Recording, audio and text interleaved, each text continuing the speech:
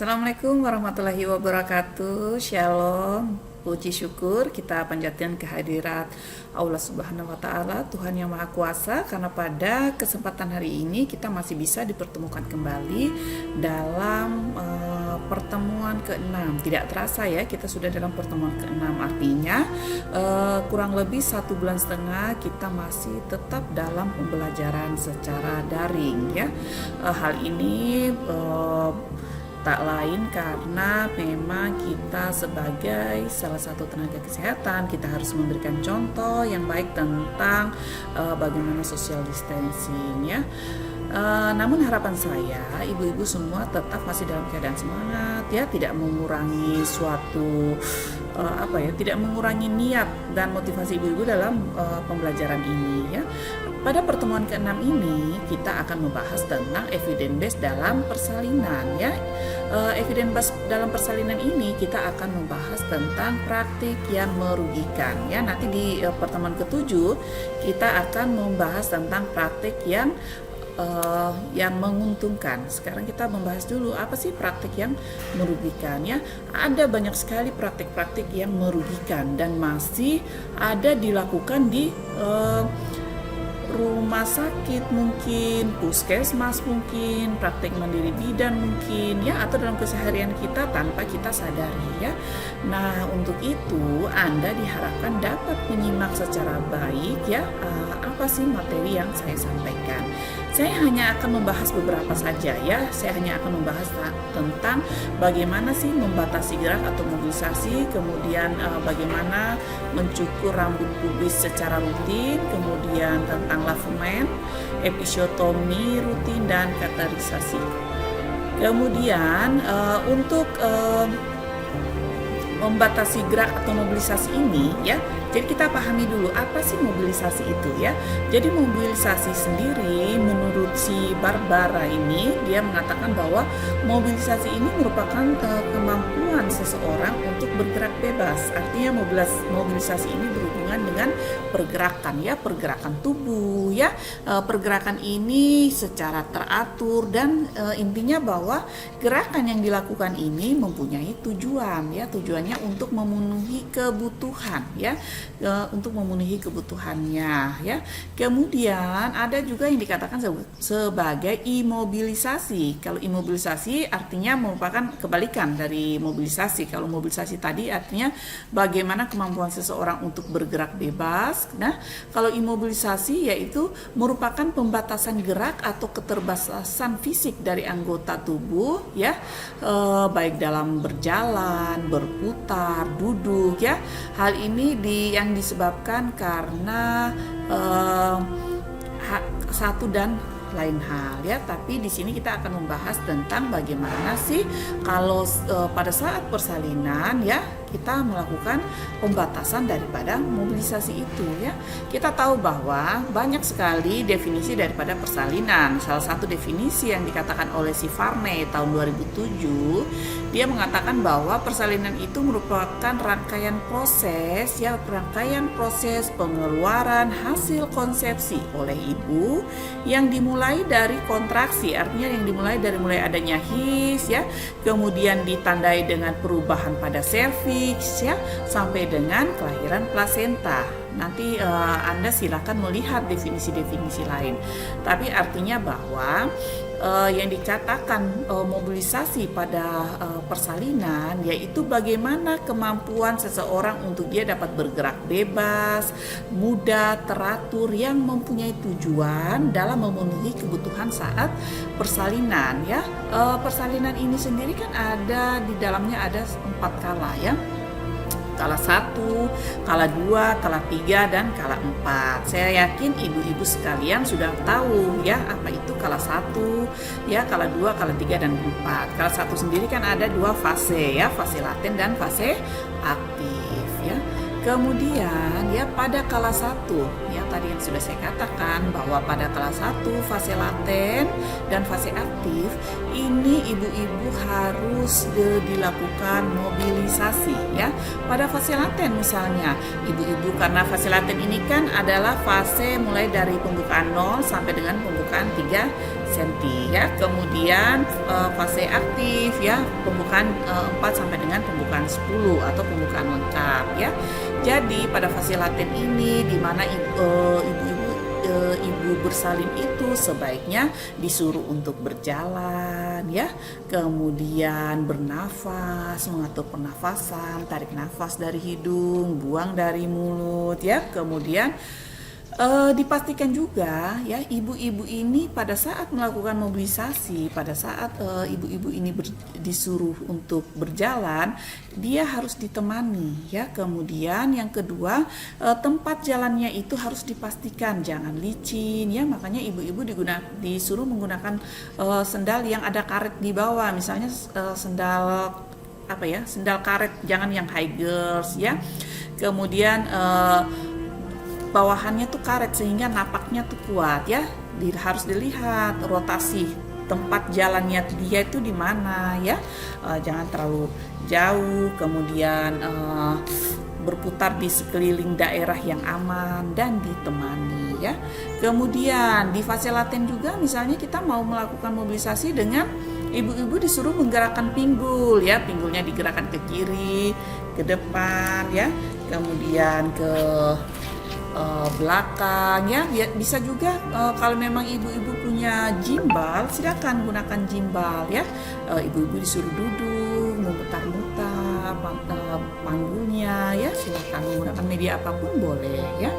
Kemudian pada fase aktif sendiri, di mana fase aktif ini kan pembukaan sudah semakin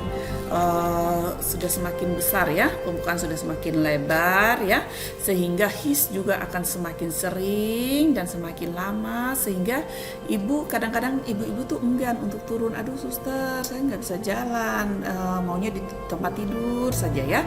Nah kalau memang ibunya sudah tidak bisa berjalan, kita juga masih bisa loh melakukan mobilisasinya dengan apa? Dengan berganti posisi ya, misalnya tidur balik ke kiri, balik ke kanan ya, merangkak mungkin, berjongkok mungkin. Nanti kita akan bahas ya, nanti kita akan membahas nih seperti apa sih perubahan posisi dan posisi-posisi yang dianjurkan. Nah, intinya kemarin kita sudah tahu kan bahwa setiap posisi ada keuntungan dan kerugiannya ya. Untuk bidan ya, bidan itu mempunyai peran sangat penting di dalam memfasilitasi ibu terhadap perubahan posisi ya. Perubahan posisi ini dengan melakukan mobilisasi tadi sesuai dengan keinginan daripada ibu. Posisi mana sih yang diinginkan oleh ibu dan dirasakan nyaman oleh ibu, dengan catatan bahwa posisi ini tidak ada kontraindikasi terhadap kondisi daripada tubuh ibu itu sendiri ya. Lanjut ya.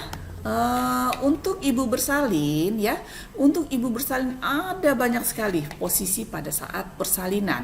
Ibu boleh mengambil posisi apapun ya, digaris bawahi di sini. Ibu boleh mengambil posisi apapun yang membuat ibu nyaman ya. Kemudian posisinya bisa berubah-ubah. Kenapa harus berubah-ubah ya? Supaya ibu tidak jenuh, ibu tidak stres, ibu tidak cemas ya. Kemudian karena apa? Karena stres dan tingkat kecemasan yang tinggi ini juga dapat mempengaruhi proses persalinan ya. Itu sesuai evidence based juga ya. Kemudian ibu bisa melakukan mobilisasi yang tadi. Kalau sudah fase aktif berarti dia sudah nggak bisa turun nih, dia maunya di tempat tidur saja, boleh dilakukan di tempat tidur ya. Kemudian dengan melakukan mobilisasi ini ya, dengan ibu melakukan tadi mobilisasi itu diharapkan dapat meredakan sakit pada saat adanya his ya, dengan misalnya ibu berjalan, duduk, berlutut ya.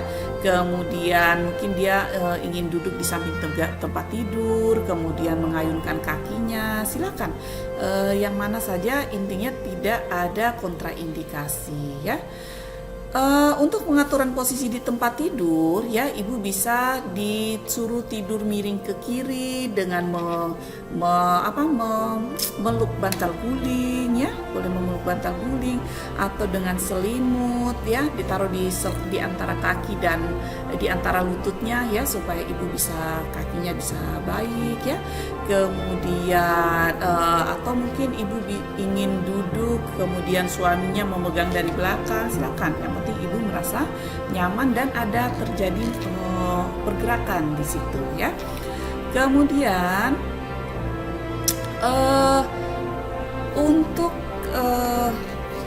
posisi ya, untuk posisi persalinan banyak sekali posisi persalinan, tapi saya akan membahas beberapa saja posisi persalinan.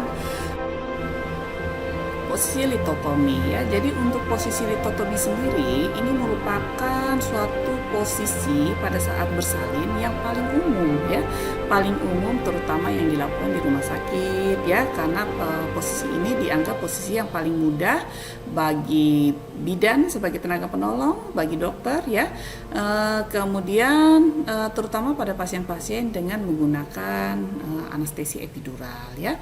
Kemudian sebagian besar orang awam juga menganggap bahwa posisi ini adalah posisi yang lazim, yang banyak digunakan, karena dalam tayangan-tayangan film, televisi, sinetron ya, mereka kalau memperagakan ibu bersalin ya, itu posisi ini yang digunakan ya.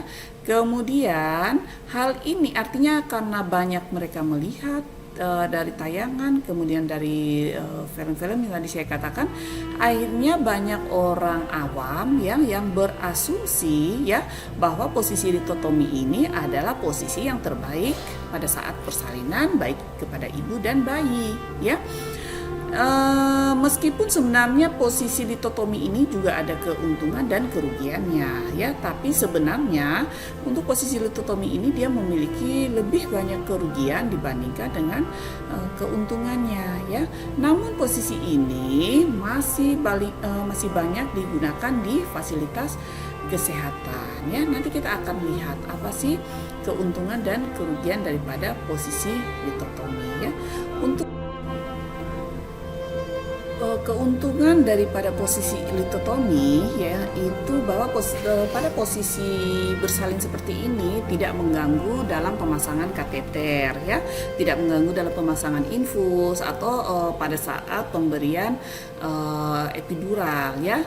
Begitu juga dengan bidan akan gampang untuk memonitor kesejahteraan janin. Artinya kalau kita mau melakukan perhitungan denyut jantung janin lebih gampang kalau ibu dalam posisi litotomi.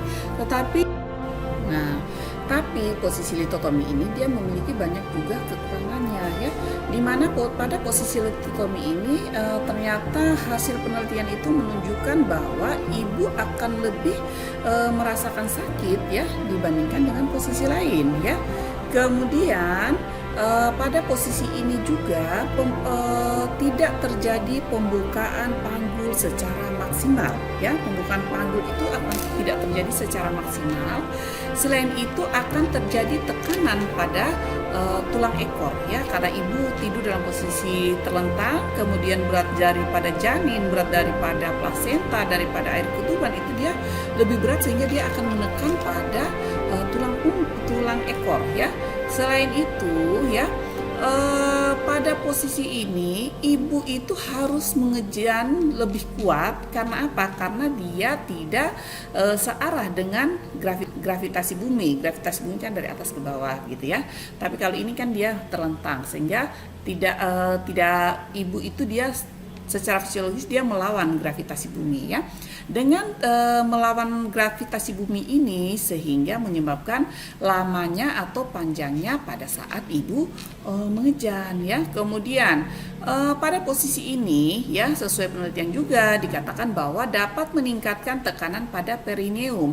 Dengan peningkatan tekanan pada perineum ini akan menyebabkan atau meningkatkan resiko terjadinya robekan perineum ya.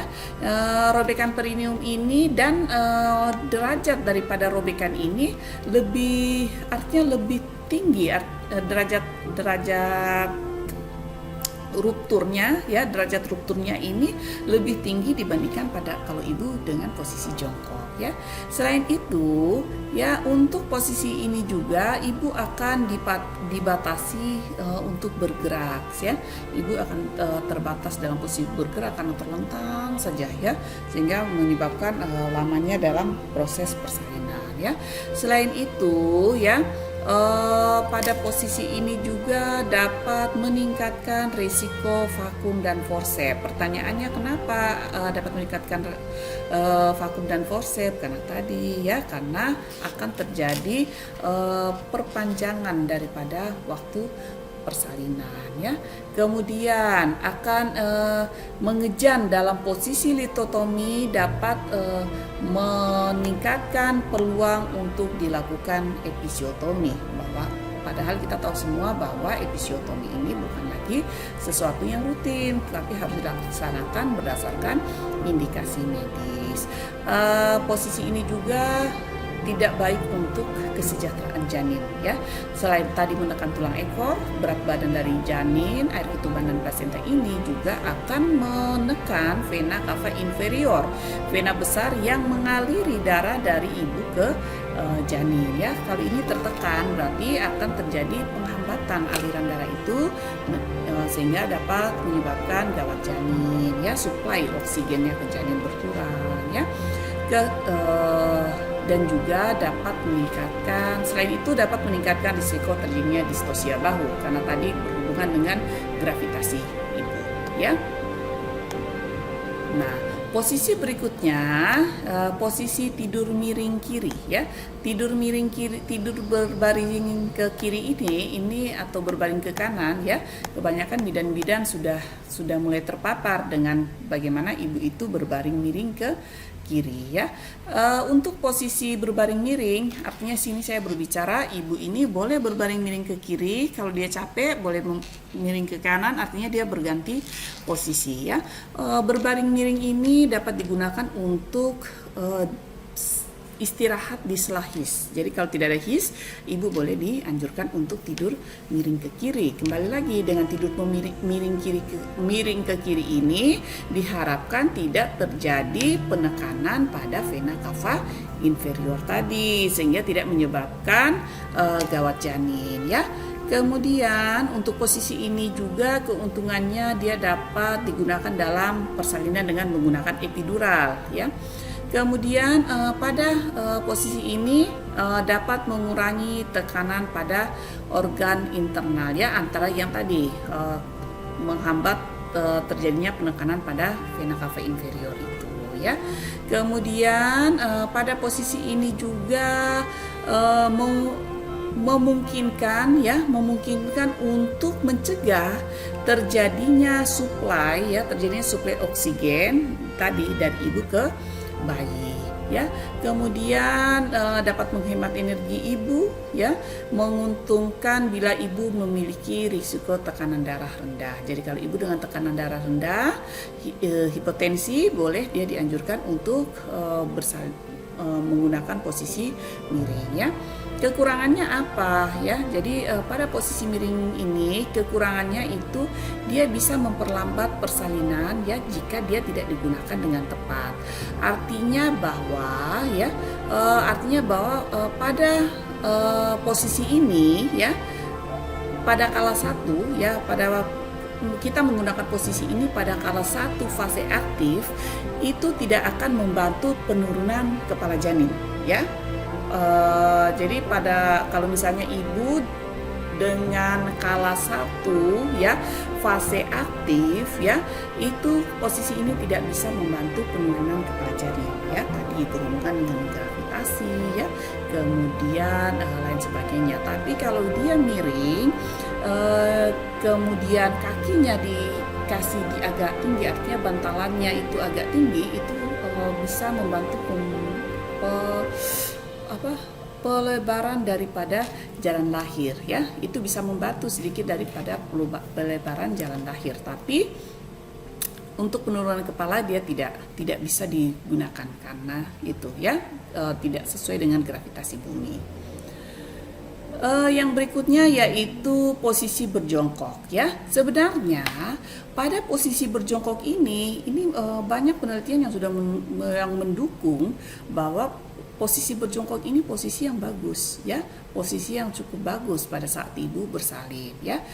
Dengan berjongkok ya itu akan membantu panggul itu terbuka sampai dengan 30% ya. Bayangkan coba kalau kita jongkok, jadi jongkoknya itu seperti orang mau buang air besar ya.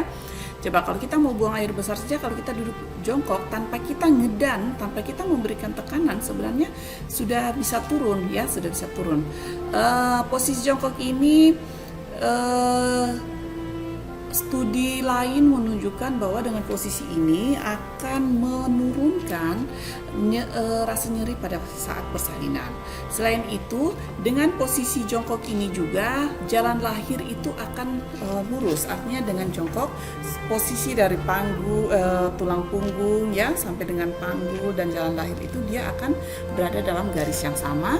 Dan pada posisi ini dia memanfaatkan juga gaya gravitasi bumi. Artinya gaya gravitasi bumi yang tadi kalau dari atas turun ke bawah. Jadi dia membantu terhadap penurunan kepala. Dengan membantu menurunkan kepala ini akan memperpendek tahap mengejan ya dalam persalinan ya.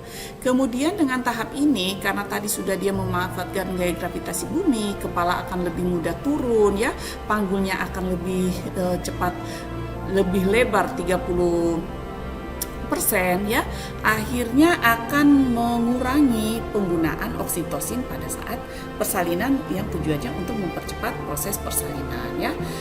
Selain itu juga akan mengurangi terhadap penggunaan forceps bila dibandingkan dengan posisi yang setengah duduk. Artinya ada penelitian yang melihat nih perbedaan antara yang bersalin dengan jongkok dengan yang bersalin setengah duduk. Ternyata yang terbanyak penggunaan forceps ini ya pada ibu dengan posisi setengah duduk ya. Kemudian selain itu juga karena tadi panggulnya akan terjadi membuka lebih dari 30%, ruang untuk bayi ini akan lebih leluasa ya, ruang untuk bayi akan leluasa sehingga dia akan lebih mudah masuk ke pintu atas panggul, pintu bawah panggul sampai dengan bayi itu lahir ya. Kemudian memang kalau posisi jongkok ini masih kontroversi. Ada beberapa studi yang mengatakan bahwa berarti dengan menggunakan daya gravitasi bumi ini akan mempercepat turunnya kepala, terjadi penekanan pada perineum sehingga akan ruptur secara spontan gampang dong gitu ya. Tapi ada penelitian juga yang mengatakan bahwa sebenarnya tidak ya, atau sama gitu ya. Artinya dengan jongkok ini ada yang mengatakan bahwa tidak akan terjadi ruptur, atau rupturnya lebih rendah atau terjadi ruptur lebih tinggi ya. Intinya bahwa jongkoknya ini harus benar-benar baik, benar ya. Makanya pada saat senam hamil mungkin ya, pada saat yoga, ibu-ibu kan pada saat senam hamil kemudian misalnya dia mengikuti kelas yoga dan sebagainya, dia diajarkan bagaimana jongkok yang benar ya. Nanti ada tahap-tahap melakukan jongkok. Kenapa? Harus dipelajari karena jongkok untuk seorang ibu hamil itu tidaklah mudah. Kita yang tidak dalam keadaan hamil pun, kita kalau jongkok ya dalam waktu yang lama kan kita juga pasti sakit, capek ya, paha, kaki, apalagi ini ibu hamil yang membawa beban begitu berat ya. Jadi memang harus ada pelatihan secara khusus.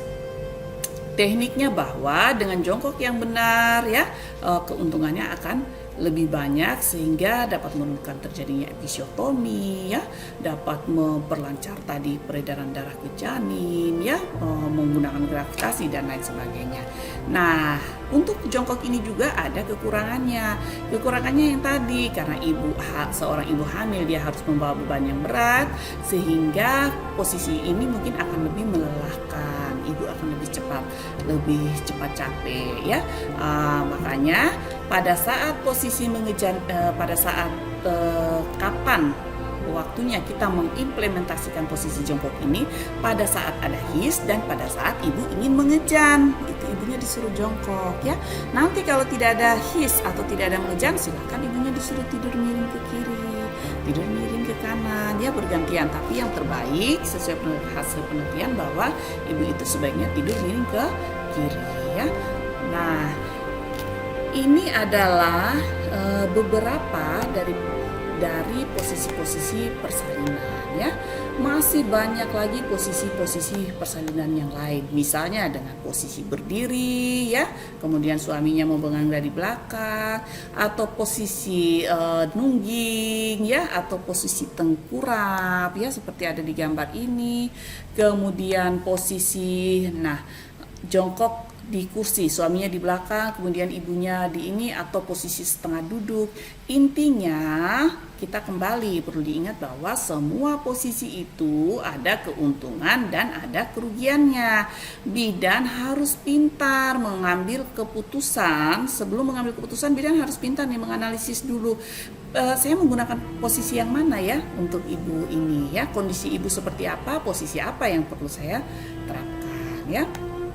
Nah, tadi kita kembali kepada topik kita. Bagaimana sih jika terjadi pembatasan mobilisasi? Ibu dilarang untuk melakukan mobilisasi.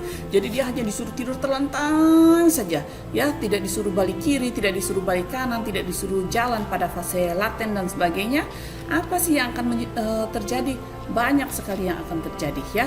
Dapat menghambat proses penurunan kepala, dapat membuat kala satu panjang, ya, mengurangi oksigenasi pada bayi, ya, dapat meningkatkan terjadinya ruptur perineum, menghambat rotasi bayi, memaksimal terjadinya sakit punggung dan sebagainya, ya. Jadi banyak. Intinya bahwa praktek pembantasan mobilisasi itu tidak diperkenankan, karena tadi kita sudah membahas dengan mobilisasi akan membantu ibu, ya.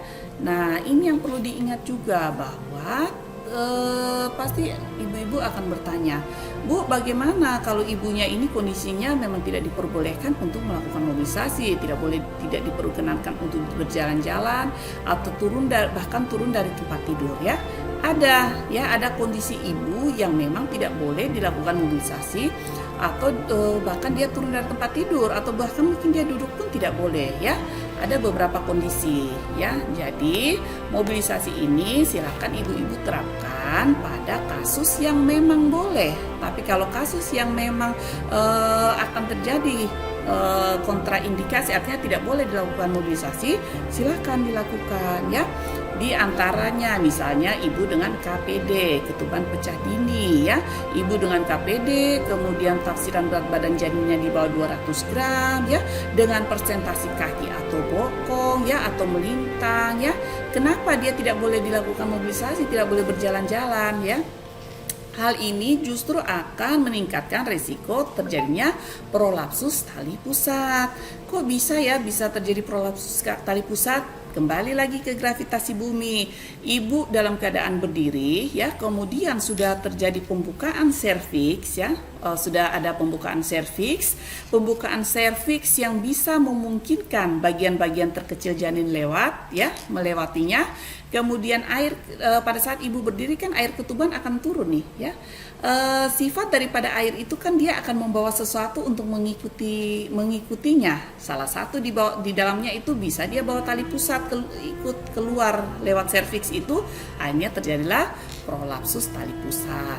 Atau mungkin dengan air ketuban yang mengalir turun melewati serviks tadi, kebetulan tangan kanannya yang di samping, misalnya dengan posisi melintang, ya, akhirnya tangan kanan ikutlah turun ke bawah bersama air ketuban, akhirnya terjadi presentasi tangan yang di depan, ya, seperti itu. Kemudian untuk mobilisasi ini juga tidak boleh kita berikan kepada ibu yang mendapatkan obat dengan efek yang memberikan ibu itu pusing, ya. Misalnya ibu yang diberikan semacam obat penenang mungkin, ya, sehingga ia akan mengalami sedikit penurunan kesadaran, ya. Jangan kita menyuruh ibu itu jalan, ya, nanti akhirnya ibu itu pusing dan bisa jatuh, ya. Atau obat yang membuat ekstremitas bawah menjadi lemah, kakinya menjadi lemah, Jangan kita paksakan ibu untuk berjalan-jalan ya, nanti ibu akan jatuh. Kemudian untuk mobilisasi ini juga tidak tepat digunakan pada persalinan dengan kemajuan yang begitu cepat. Ada kan pasti ibu-ibu pernah mendapatkan kasus ibu datang dengan pembukaan 5, 1 jam kemudian baru setengah jam kemudian pembukaannya sudah 6 atau pembukaan sudah 7, nanti 1 jam kemudian. Nah, itu tidak boleh ya. Tidak boleh dikasih dengan ibu dengan pembukaan yang terlalu cepat, bisa brojol nanti ya. Akhirnya bidan susah menangkap bayi dan sebagainya. Kemudian pada ibu yang mengalami komplikasi obstetrik dan komplikasi medis yang memang mengharuskan ibu itu harus berada di atas tempat tidur, tapi tidak menutup kemungkinan kalau dia masih bisa diperbolehkan balik kiri, balik kanan, silakan dilakukan karena itu merupakan bagian daripada mobilisasi. Baiklah, kita lanjutkan dengan mencukur rambut pubis secara rutin ya. Jadi pencukuran rambut pubis sebelum persalinan dalam praktek kebidanan ini sudah tidak dianjurkan. Sebelum adanya evidence base, memang pada persalinan normal ya itu ibu-ibu yang mau bersalin dilakukan pencukuran pubis dengan tujuan bahwa untuk menghindari terjadinya infeksi pada saat persalinan. Namun setelah adanya evidence base terhadap hasil-hasil penelitian ya menunjukkan bahwa dengan mencukur rambut pubis ini dengan mencukur atau tidak mencukur rambut pubis ini tidak ada bukti yang menunjukkan bahwa akan mengurangi terjadinya infeksi. Ya, sebuah studi pada tahun 2018 ya dia menyebutkan bahwa justru sebenarnya pada seseorang yang melakukan pencukuran rambut pubis ini 80%-nya itu dia lebih mudah untuk terkena infeksi menular seksual IMS ya. Jadi ingat bahwa tidak ada bukti yang kuat yang mengatakan bahwa dengan mencukur rambut pubis pada ibu bersalin normal akan mencegah terjadinya infeksi. Ingat, ini pada persalinan normal. Kita tidak berbicara pada persalinan seksio. Kalau pada persalinan seksio sampai sekarang masih dilakukan pencukuran rambut pubis karena memang sesuai dengan kebutuhannya ya, yaitu untuk mencegah terjadinya infeksi dan mungkin lebih mempermudah di dalam proses sesar itu ya. Baik, berikutnya adalah lavement, enema, klisma atau puna. Saya yakin Anda sudah pernah mendengar ini ya, walaupun dia mempunyai atau memiliki istilah yang banyak, tapi intinya bahwa lavement atau klisma ini merupakan tindakan ya memasukkan larutan ke dalam rektum ya untuk meningkatkan defikasi dan merangsang peristaltik. Artinya memasukkan larutan, biasanya di sini digunakan larutan sabun, dimasukkan melalui anus ya menggunakan selang. Kemudian setelah dimasukkan itu akan merangsang peristaltik ya, sehingga membuat ibu itu akan orang yang dilakukan klisma itu dia akan buang air besar ya. Jadi ini merupakan teknik merangsang buang air besar pada ibu bersalin ya. Saat ini klisma sudah tidak lagi direkomendasikan di dalam praktik kebidanan ya. Dulu dilakukan rutin pada persalinan, tujuannya yaitu untuk mengurangi terjadinya infeksi. Artinya diharapkan bahwa dengan klisma ibu punya usus itu akan bersih sehingga pada saat mengejan dan sebagainya tidak ada feces yang terikut sehingga tidak terjadinya infeksi ya. Tapi dalam sesuai dengan evidence base karena sudah ada penelitian ya bahwa bukti ini tidak kuat. Bukti ini tidak kuat artinya diperlukan lagi penelitian lanjut yang lebih dalam ya dengan menggunakan sampel yang banyak dengan analisis tingkat yang baik ya sehingga bisa memperkuat hal ini. Tapi sampai saat ini belum ada bukti yang mengatakan bahwa antara ibu bersalin yang dilakukan klisma dengan yang tidak dilakukan klisma itu tingkat infeksinya jauh lebih tinggi yang dilakukan klisma, itu tidak ada ya.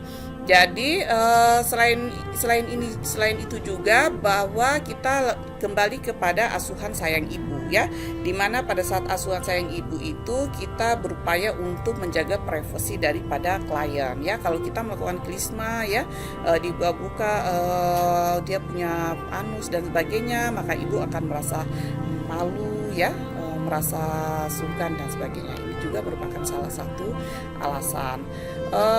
Berikutnya yaitu episiotomi rutin ya. Episiotomi ini merupakan tindakan insisi perineum yang bertujuan untuk memperlebar daripada ruang jalan lahir ya, supaya mempermudah kelahiran bayi ya.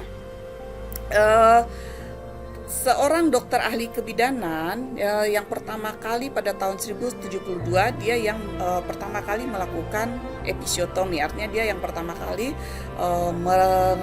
memperkenalkan tentang teknik episiotomi ini ya. Episiotomi ini ada tiga macam jenis insisinya ya. Ada medio yaitu tengah, medio lateral ya yaitu tengah, kemudian menyamping dan lateral. Untuk lateral saat ini sudah jarang digunakan ya, atau sudah tidak lagi digunakan, sudah ditinggalkan. Yang sering kita gunakan saat ini adalah medio lateral karena ini jauh lebih aman, yaitu menggunting tengah kemudian menyamping ke samping baik kiri ataupun kanan ya. Tindakan episiotomi pada proses persalinan ini sangat rutin dilakukan pada primigravida ya. Kita tahu bahwa bidan-bidan kalau ibu dengan ibu primigravida sering dilakukan untuk melakukan episiotomi dengan tujuan supaya jalan lahirnya lebar dan bayinya cepat lahir, tidak terjadi kendala dan sebagainya. Padahal berdasarkan penelitian atau berdasarkan evidence base yang ada, episiotomi secara rutin ini sudah tidak boleh dilakukan ya, sudah tidak boleh dilakukan pada saat proses persalinan. Tapi episiotomi rutin ini harus dilakukan berdasarkan dengan indikasi medis ya.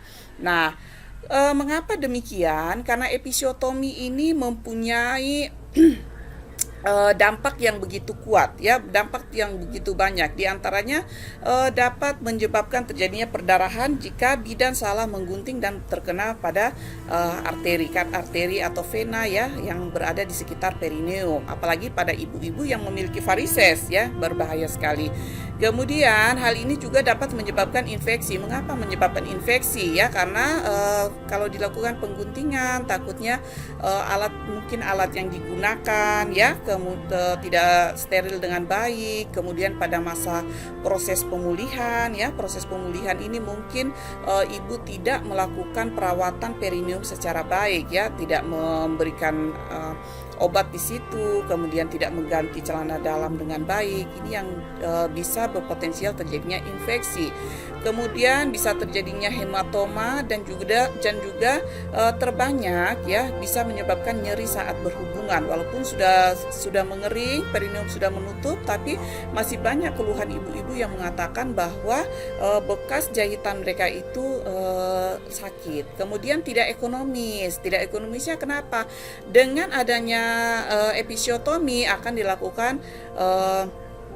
dilakukan hekting. Hekting ini kan juga harus dilakukan pembayaran. Nah, hal ini akan membuat kos pembayaran pada saat persalinan semakin besar. Jadi mulai saat ini stop melakukan episiotomi secara rutin ya. Tadi saya katakan bahwa episiotomi ini hanya dilakukan berdasarkan indikasi medis. Apa saja indikasi medisnya? Di antaranya yaitu adalah prematur. Kenapa pada bayi prematur harus dilakukan indikasi medis? Ya, salah satu indikasinya dilakukan episiotomi ya. Karena bayi prematur ini cenderung dia memiliki berat yang lebih rendah, kemudian dengan bayi yang kecil ya, sehingga diharapkan dengan episiotomi akan memperlebar jalan dan mengurangi tekanan pada kepala melalui jalan lahir itu ya. Kemudian bayi dengan gawat janin, sudah jelas kalau dengan gawat janin berarti kan kita harus cepat melahirkan bayi tersebut, jangan terlalu lama di pintu ya, nanti akan memperburuk keadaan bayi, sehingga perlu dilakukan episiotomi, kita memperlebar jalan sehingga bayi akan lebih mudah lewat. Kemudian bayi dengan distosia ya, distosia artinya bahwa ada penyulit di mana bahu mungkin tidak bisa dilahirkan secara baik ya. Untuk itu dilakukan episiotomi. Begitu juga dengan bayi dengan makrosomia. Makrosomia ini artinya kita kan sebagai bidan kita bisa memprediksikan bahwa ibu ini memiliki bayi dengan berat badan yang besar ya, atau makrosomia ya. Kemudian perineum pendek ataupun kaku, terutama pada ibu-ibu yang memiliki perineum kaku, kemudian perineumnya pendek, silakan dilakukan episiotomi. Mengapa dilakukan episiotomi? Karena manfaatnya lebih besar. Kalau tidak dilakukan episiotomi, ditakutkan akan menjadi ruptur secara spontan yang tidak beraturan sehingga sulit untuk dilakukan penjahitan. Begitu juga dengan persalinan, misalnya dengan menggunakan alat bantu, forceps, vakum dan sebagainya. Tapi saat ini kan penggunaan alat-alat pada persalinan ini sudah ditinggalkan. Artinya bahwa kalau terjadi penyulit, dokter biasanya langsung memerintahkan atau menganjurkan untuk dilakukan seksio ya, SC. Jadi episiotomi yang tidak dilakukan dengan benar dan tidak sesuai dengan indikasi yang kuat akan menyebabkan masalah pada klien ya. Berikutnya adalah kateterisasi ya. Kateterisasi yaitu suatu tindakan untuk mengosongkan kandung kemih ya, dengan menggunakan kateter yang dimasukkan ke dalam yang dimasukkan melalui uretra ya, dengan tujuan untuk kandung kemihnya kosong. Dulu sebelum ada evidence base ini diharapkan sama seperti pada saat dilakukan plasma itu atau punah ya. Artinya bahwa diharapkan pada saat ibu mengedan ya, pada saat proses persalinan ibu mengedan air kencing dan juga feces tidak keluar ya. Kalau keluar ditakutnya nanti kena bayi, kena perineum dan sebagainya, nanti akan menyebabkan infeksi. Tapi sebenarnya berdasarkan evidence base yang ada, hal ini sudah bukan merupakan suatu tindakan yang rutin ya, tindakan yang rutin dan bukan merupakan tindakan yang dianjurkan pada saat proses persalinan ya. Mengapa tidak boleh dilakukan kateterisasi selama proses persalinan? Kita tahu bahwa pada masa kehamilan seorang perempuan ya, itu dia akan mengalami perubahan baik fisiologis dan struktur pada kandung kemih ya. Hal ini berkontribusi pada kerentanan ibu sehingga ibu akan lebih mudah untuk mengalami infeksi saluran kemih ya, atau ISK. Kemudian dengan pemasangan kateter ini dapat menyebabkan justru akan meningkat terjadinya risiko ISK pada saat nanti dia postpartum ya. Misalnya pada saat persalinan kita masukkan kateter, kemudian kateternya tidak steril mungkin ya, sehingga pada saat masukkan kateter dikeluarkan, siapa tahu di situ ada bekas terjadinya pemasangan kateter itu ada iritasi. Nah, iritasi ini akan lebih mudah untuk berkembang biaknya bakteri kuman di situ sehingga menyebabkan infeksi ya. Kemudian hal ini ya dengan ISK ya, ISK ini merupakan salah satu masalah yang dapat meningkatkan morbiditas ya pada ibu postpartum, yaitu sebanyak 90% ibu mengalami infeksi saluran kemih ya. Untuk persalinan pervaginal, ibu tidak dianjurkan untuk dilakukan kateterisasi, berbeda dengan persalinan secara sesar. Artinya pada sesar ibu justru harus dipasangkan kateter tetap ya, karena dia akan diberikan bius sehingga dia tidak memiliki refleks yang bagus untuk pengeluaran urin ya. Ingat bahwa tidak ada bukti yang kuat dan bermanfaat terhadap pemasangan kateter pada ibu persalinan normal.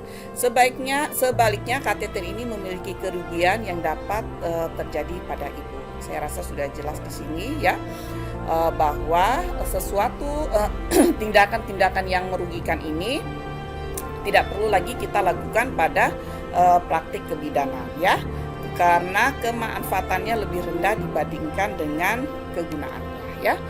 Baik, untuk pembelajaran asinkron untuk pertemuan ke-6 ini ada seperti yang sudah dikatakan bahwa ada pembelajaran mandiri, terstruktur ya.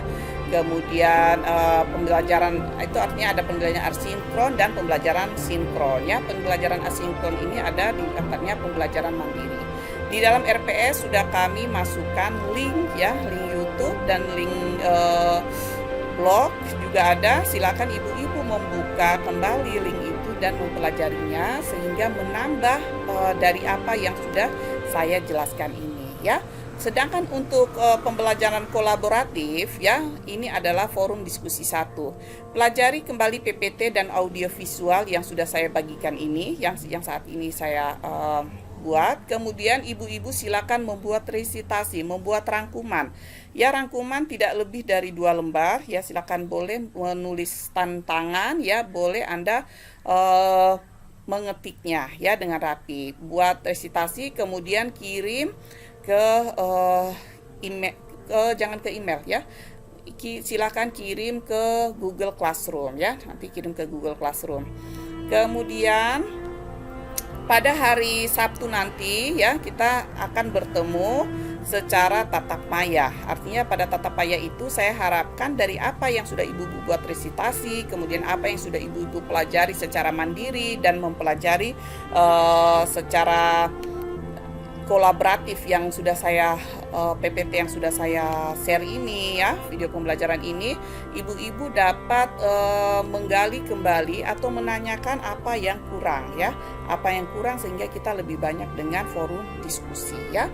Untuk penugasan ya, untuk penugasan ini sebenarnya masih banyak dalam kebidanan ini masih banyak evidence base ya, masih banyak praktik yang merugikan ya, praktik yang merugikan yang tidak sesuai dengan evidence base. Tugas daripada ibu-ibu sekalian, silakan Anda telusuri 3 jurnal saja ya, telusuri 3 jurnal praktik yang merugikan yang masih ada di tempat kerja Anda ya, praktik yang masih ada di tempat kerja Anda. Kemudian sertakan teorinya seperti misalnya tadi, tidak boleh dilakukan kateter karena dengan melakukan kateter dapat meningkatkan risiko terjadinya infeksi ya, seperti itu misalnya. Kemudian boleh ibu-ibu menuangkan dalam bentuk PowerPoint atau dalam bentuk penjelasan secara video. Diskusikan dalam bentuk kelompok, dilanjutkan kelompok yang sudah ada di saya. Artinya kelompok yang di saya tidak usah diganti-ganti ya, pakai saja kelompok itu supaya nanti pengumpulan tugasnya bagus ya. Saya rasa itu saja. Jadi nanti di hari Sabtu kita akan berdiskusi tanya jawab tentang materi yang kurang dimengerti. Kemudian akan dilanjutkan dengan presentasi secara singkat tugas yang sudah saya bagikan. Demikianlah penyajian materi saya pada hari ini. Kurang dan lebih saya mohon maaf. Wassalamualaikum warahmatullahi wabarakatuh. Shalom. Salam sehat ya. Jaga kesehatan dan tetap semangat.